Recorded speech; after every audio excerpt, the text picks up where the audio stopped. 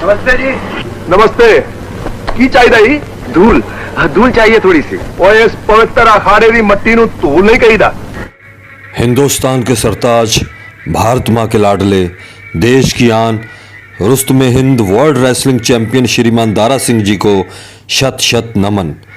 विरले ही होते हैं वो महापुरुष जिन्हें देश विदेश से सम्मान मिलता है। ऐसी शख्सियत सदी में एक ही होती है जिन्हें राष्ट्र का हर एक शख्स, चाहे वो बूढ़ा हो या जवान, स्त्री हो या पुरुष, बच्चा हो या अधेड़, तहे दिल से प्यार करे और सम्मान दे। भले ही दारा सिंह जी हमारे बीच नहीं रहे, मगर आने वाली पीढ़ियां उनके योगदान की गाथा हमेशा गाती रहेंगी। दारा सिंह जी का जन्म 19 नवंबर 1928 को पंजाब प्रांत के रत्नागिरी विलेज में हुआ, जो अमृतसर के पास है। वो एक प्रोफेशनल रेसलर, एक्टर और पॉलिटिशियन थे। उन्होंने एक्टिंग की शुरुआत 1952 में की थी, मगर उनका एक्टिंग की तरफ कोई रुझान नहीं था। असल में वो तो रेसलर भी नहीं बनना चाहते थे, वो तो बस शौकिया कुश्ती लड़ते थे और बचपन में खूब पसीना बहाया करते थे। उनके पिताजी भी नहीं चाहते थे कि वो एक पहलवान बने। 1937 में छोटी सी उम्र में उनकी शादी अपनी बड़ी उम्र की लड़की बचनों कौर से कर दी गई। 17-18 साल की उम्र में वो एक बच्चे के बाप बन गए थे। उसके बाद उनका तलाक हो गया। उनके पहले बेटे का नाम प्रद्युमन रंधावा है। उनकी 2 शादियां हुई। उनकी दूसरी शादी 11 मई 1961 में सुरजीत कौर से हुई, जिनसे उनको 5 बच्चे हुए। बिंदु दारा सिंह रंधावा जो एक एक्टर हैं, दूसरा बेटा अमरीक सिंह रंधावा जो एक फिल्म प्रोड्यूसर हैं, और 3 बेटियां दीपा सिंह, कमल सिंह और लवलीन सिंह हैं। वो नहीं, थोड़े चरणों की धूल चाहिए। तुसी तो भगवान की शक्ति का रूप हो। अरे पूजा करनी चाहिए जीवना रहो, शिगिर्द बनना ही। दारा सिंह जी के पिता का नाम सुरजीत सिंह रंधावा था, जो एक किसान थे, और उनकी माता जी का नाम बलवंत कौर रंधावा था। उनके भाई का नाम सरदारा सिंह रंधावा, जो एक रेसलर और एक्टर थे, जिनका 2013 में स्वर्गवास हो गया था। सन 1947 में वो अपने चाचा के साथ सिंगापुर चले गए और एक ड्रम मैन्युफैक्चरिंग मिल में नौकरी करने लगे। उसी दौरान आसपास के लोग जब भी उनके लंबे चौड़े शरीर को देखते तो उन्हें प्रोफेशनल रेसलर बनने की सलाह देते। उसके बाद दारा सिंह जी ने हैप्पी वर्ल्ड स्टेडियम में 6 महीने काम किया, पर उन्हें रेसलिंग का कोई भी मौका नहीं मिला। उसके बाद उन्होंने सिंगापुर में एक ग्रेट वर्ल्ड स्टेडियम में रेसलिंग की ट्रेनिंग हरनाम सिंह जी की गाइडेंस में ली। ये ट्रेनिंग उन्हें इसलिए लेनी पड़ी क्योंकि वो सिर्फ इंडियन स्टाइल की कुश्ती जानते थे। वर्ल्ड लेवल में खेलने के लिए ट्रेनिंग लेना ज़रूरी था। फिर क्या था, ट्रेनिंग लेते ही उन्होंने अपना पहला professional wrestling match Italian wrestler से लड़ा और मैच ड्रॉ रहा। उस मैच में उन्हें $50 का इनाम मिला। उनका हौसला बढ़ा और उन्होंने नौकरी छोड़कर एक प्रोफेशनल रेसलर बनने की जिद पकड़ ली और आगे बढ़ते चले गए। 1951 में उनका रुतबा और भी बुलंदियों तक पहुंच गया था, जब उन्होंने Australian Indian professional wrestler king Kong को श्रीलंका में कुश्ती के मुकाबले में चित कर दिया। 1952 में वो पहले स्पोर्ट्समैन थे जिनको राज्यसभा में नॉमिनेट किया गया। 1952 के आते आते वो रुस्तमे हिंद बन गए थे।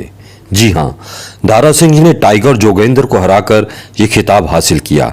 ये मुकाबला मुंबई में हुआ था और महाराजा हरि सिंह जी के हाथों उन्हें सिल्वर कप प्रदान किया गया। 1959 में उन्होंने बहुत सारे प्रोफेशनल रेसलर्स को हराया, जिनमें से कुछ के नाम हैं किंग कॉन्ग ऑस्ट्रेलिया से, जॉन डे सिल्वा न्यूजीलैंड से और जॉर्ज गॉर्डिन को कनाडा से।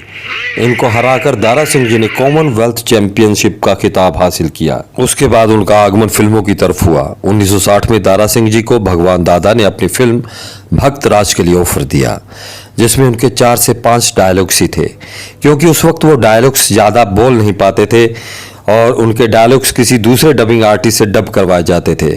उसके बाद 1962 में उनको देवी शर्मा की फिल्म किंग कॉन्ग मिली।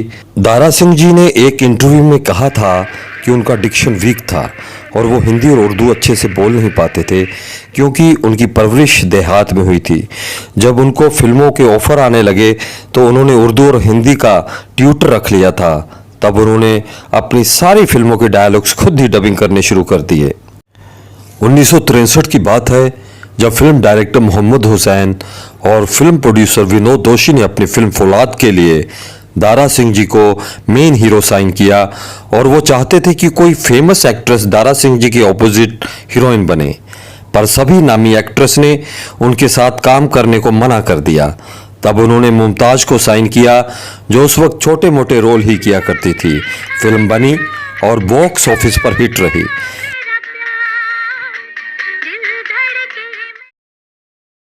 फिल्म ने खूब धमाल किया। उसके बाद दारा सिंह जी ने मुमताज के साथ 16 फिल्मों में काम किया, जिसमें से 10 फिल्में बॉक्स ऑफिस पर हिट रहीं। उस वक्त दारा सिंह जी हर फिल्म के 4 लाख रुपए लिया करते थे। किंग कॉन्ग की रिलीज के बाद उनके एक फैन ने दारा सिंह जी को चिट्ठी लिखी कि दारा सिंह जी, आप भारत के भीम हो, फिर बीन क्यों बजा रहे हो। इस खत से दारा सिंह जी बहुत इंस्पायर हुए और उन्होंने कुश्ती की तरफ ध्यान देना शुरू कर दिया। उन्होंने अपने इस फैन को उत्तर में लिखा कि मेरा सबसे पहला प्रोफेशनल रेसलिंग ही है, बाकी सब काम बाद में। उन्होंने लगभग 500 प्रोफेशनल रेसलिंग मुकाबले लड़े, पर हारे किसी में भी नहीं। वर्ल्ड चैंपियन बनने के बाद भी वो एक भी मुकाबला नहीं हारे। 1968 में दारा सिंह जी का मुकाबला अमेरिका के रेसलर लाई टेस के साथ हुआ। उसे हराकर वो वर्ल्ड रेसलिंग चैंपियन बन गए। उससे पहले भारत के लिए गामा पहलवान ने वर्ल्ड चैंपियन बनने का खिताब हासिल किया था। 1978 में उन्होंने पंजाब के मोहाली शहर में दारा फिल्म स्टूडियो की स्थापना की। उनकी मेन हीरो के तौर पर आखिरी फिल्म रुस्तम थी, जो 1982 में रिलीज हुई थी। उसके बाद दारा सिंह जी कैरेक्टर रोल्स करने लगे थे।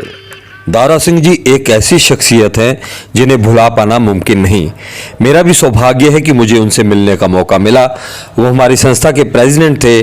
अक्सर एनुअल मीटिंग में उन्हें मिलने का और उनकी स्पीच सुनने का सुनहरा अवसर मुझे कई बार मिला। उनके भाषण में सच्चाई और विनम्रता स्पष्ट झलकती थी। सच कहते हैं, इंसान जितना बड़ा होता है उतना ही ज़मीन से जुड़ा हुआ होता है। वो हमारे भारत के भीम थे, भारत के भीम हैं और हमेशा रहेंगे। अब दोस्तों, अब आपसे इजाज़त लेते हैं और मिलते हैं एक नए एपिसोड के साथ।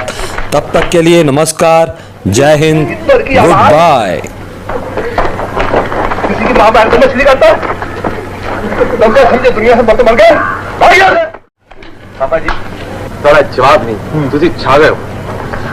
बाबा जी, तुझे साक्षात भीम सैन हो। जीते रहो बेटा, गुरु कच्छ।